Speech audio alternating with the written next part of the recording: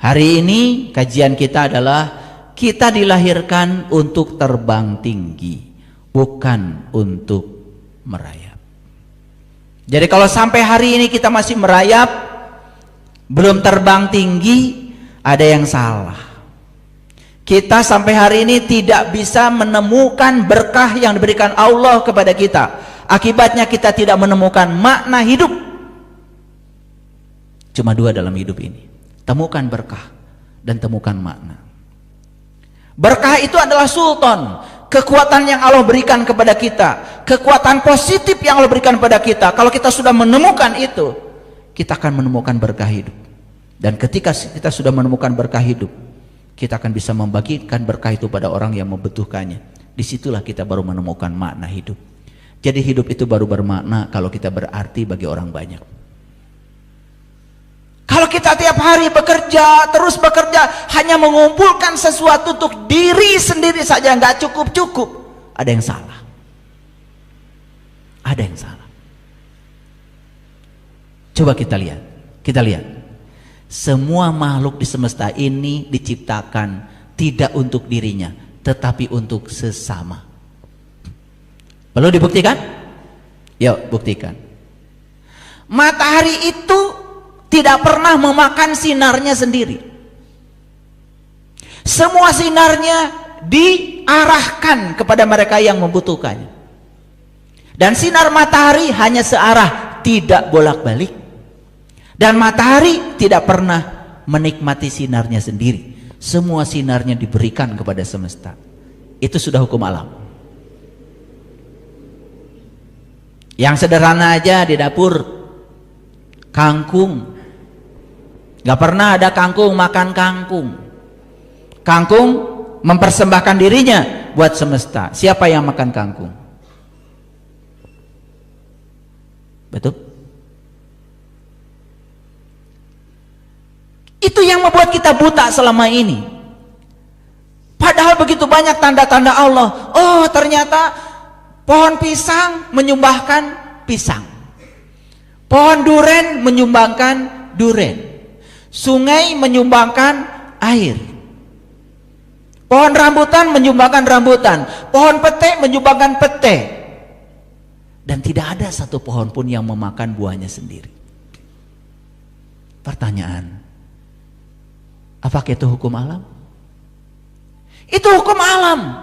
Bahwa ternyata semua ciptaan Allah diciptakan untuk sesama. Hanya manusia yang tidak begitu. Tapi lucunya manusia menganggap dirinya makhluk paling mulia. Apa yang dilakukan manusia? Subhanallah. Dia sudah kerja dapat gaji. Gajinya itu harusnya bukan hanya buat dirinya loh, buat sesama. Masih merasa kekurangan lalu nyuri hak orang lain. Bukan memberi kepada sesama, malah mencuri yang punya sesama. Namanya korupsi. Saya nggak tahu itu ya, orang-orang yang masih suka ngambil hak yang bukan haknya itu. Apa dia tidak belajar gitu kepada semesta? Lihat semesta, semua memberi, hanya manusia yang tidak memberi. Tapi manusia menganggap dirinya makhluk paling mulia, tetapi tidak memuliakan dirinya sendiri. Subhanallah. Harusnya kita malu. Harusnya kita malu. Maka Allah berfirman dalam Al-Quran, Yadullah fawqa aydihim. Itu yang disebut dengan tanganmu, bukan tanganmu kata Allah. Yadullah, itu tangannya Allah. Kalau ini tangannya Allah, gunakan ini untuk menolong Allah. Gimana cara menolong Allah? Tolong orang-orang yang butuh pertolongan. Karena itulah cara menolong Allah yang benar.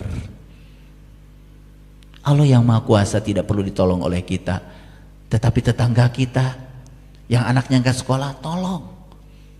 Tetangga kita yang sakit, tidak punya mobil, mau ke rumah sakit, tolong. Selama ini kita mengartikan menolong Allah itu salah. Menolong agamanya, teriak-teriak sambil menyakiti orang lain. Apa-apaan? Nabi Musa ditegur sama Allah, "Hai Musa, kenapa ketika aku sakit kamu tidak menjenguk aku?" Apa kata Musa? "Bagaimana engkau bisa sakit ya Allah? Tetanggamu yang sakit Musa. Dan kalau kau menjenguk tetanggamu, berarti kau menjenguk aku." Itulah pengabdian yang benar kepada Allah.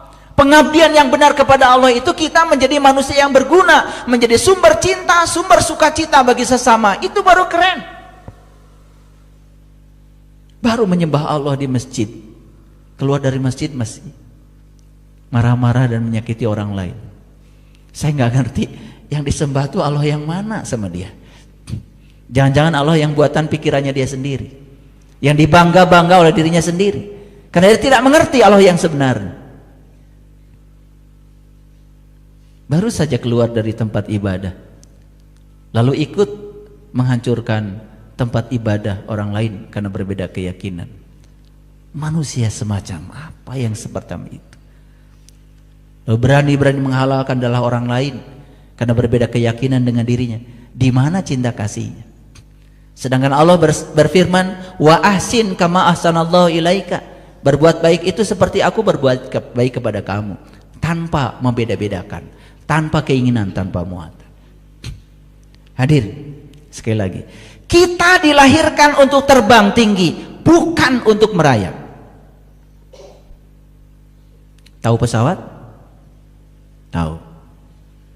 Kenapa pesawat bisa terbang? Kenapa? Kenapa? Ya sederhanalah, karena punya sayap kan? Betul? Tapi mengapa bisa terbang?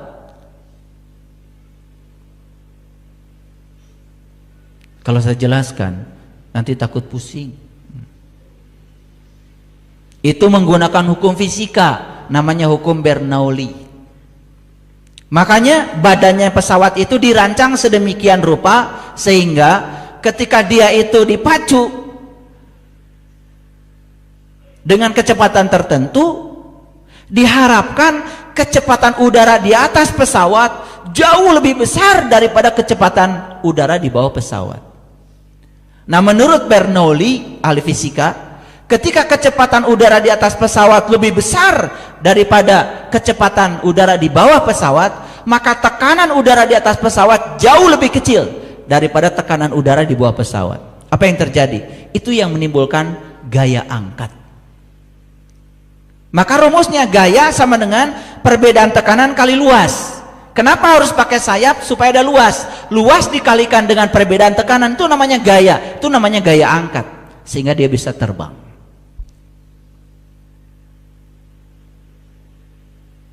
Itu fisika biasa, jangan pusing-pusing. Fisika biasa. Anak SD juga ngerti kalau saya bicara fisika itu. Ini fisik for all, bukan fisika universitas, bukan. Itu biasa. Tetapi ketika kita naik pesawat, kan keuntungannya luar biasa. Apa?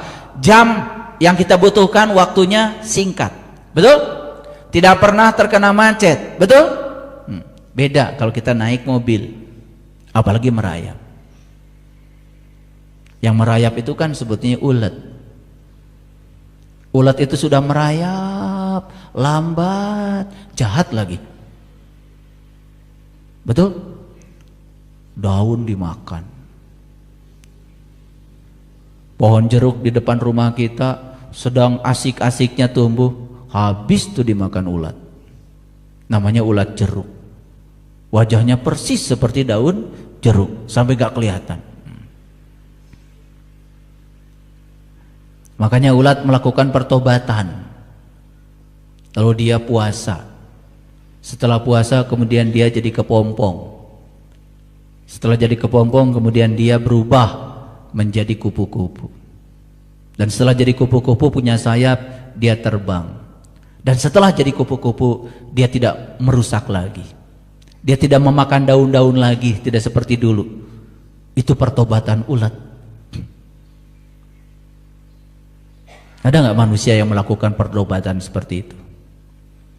Katanya masuk ke pompong sebulan, puasa bulan Ramadan.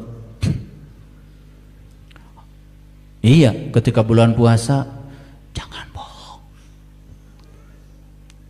Lagi puasa. Terus nanti setelah lebaran.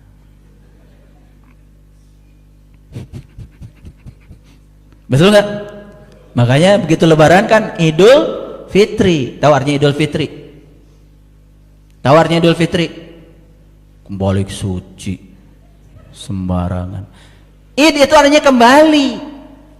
Fitri itu artinya ada 3. Satu, fitri itu bisa berarti watak asli.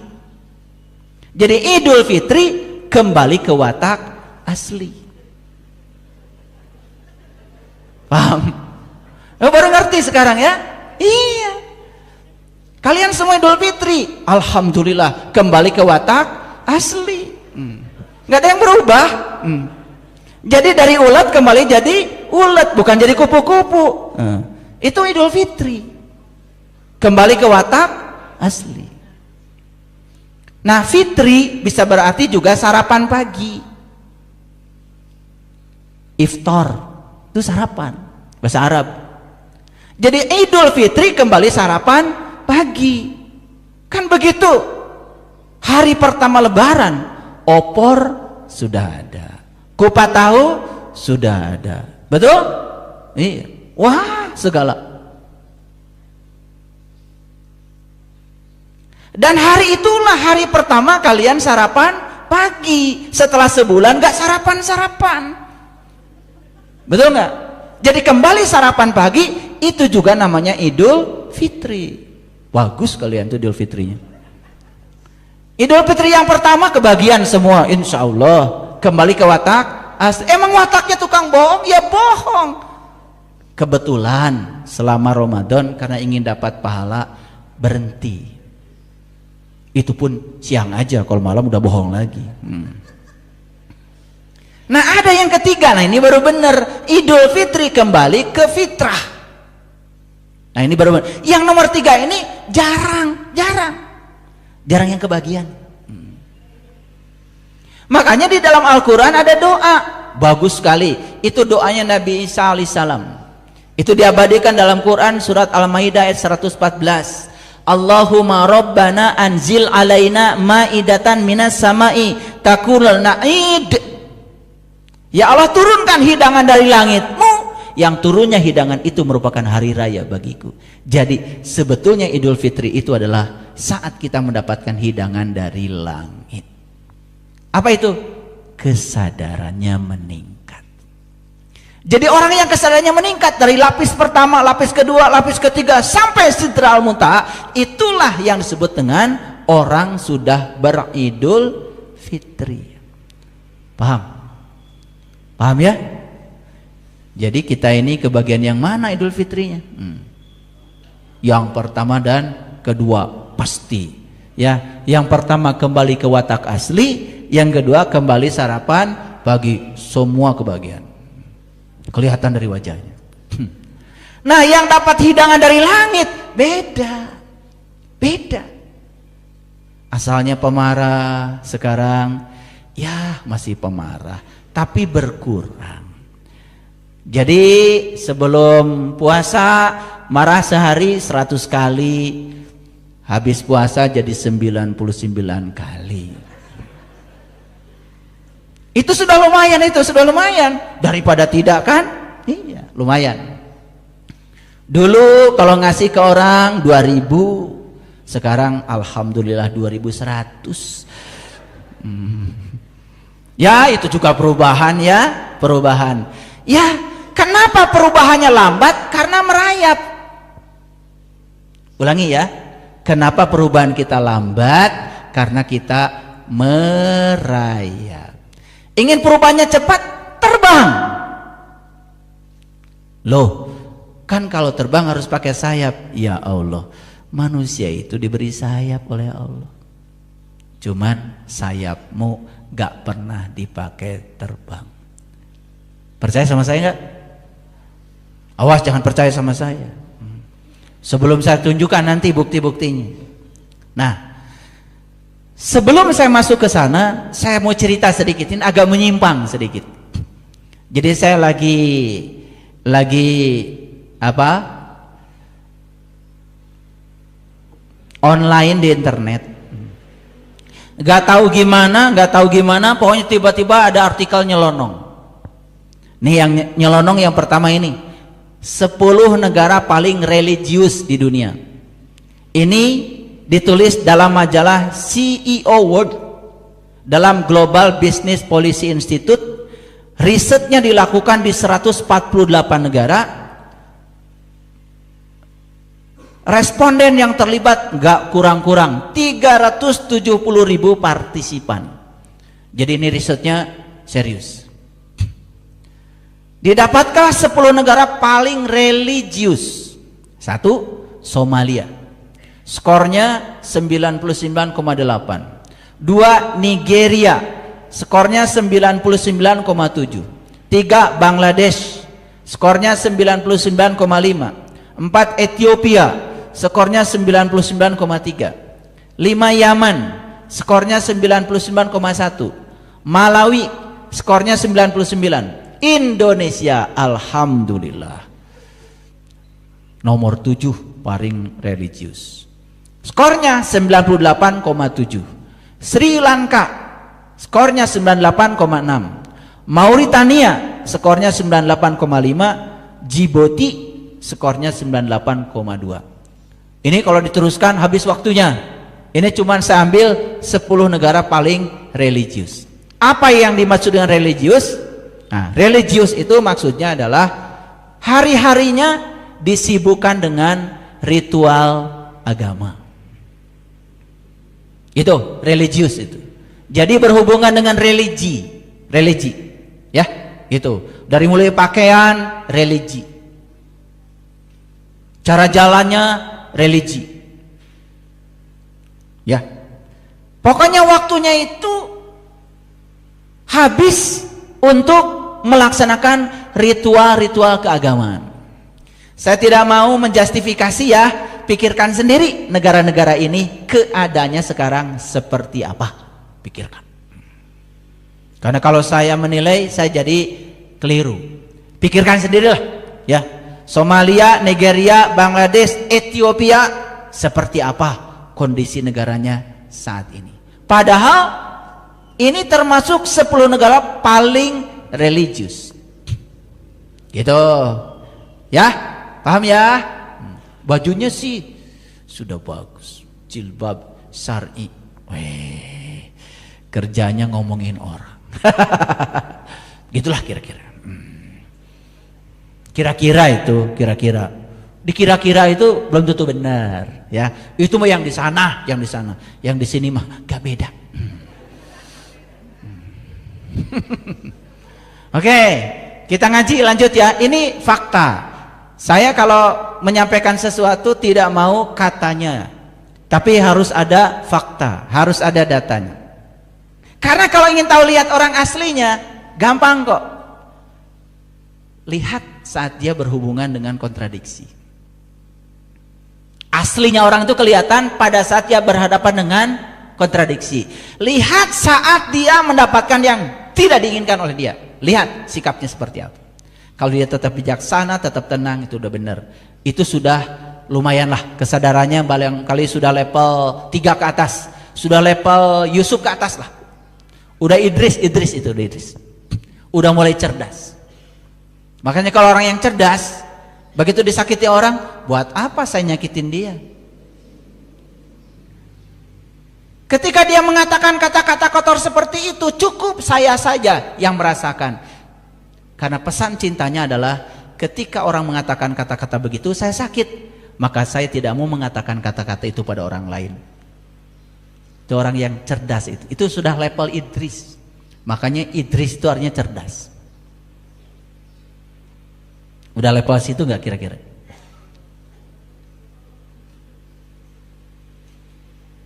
Ketika orang lain menyakitin kita, ini Allah sedang bermain-main dengan saya. Kayaknya Allah ingin meningkatkan kesabaran saya, dihadirkan dia. Cerdas. Gitu nggak? Mulai sepi. Mau bilang iya, tidak. Mau bilang tidak, Dan memang begitu kenyataannya.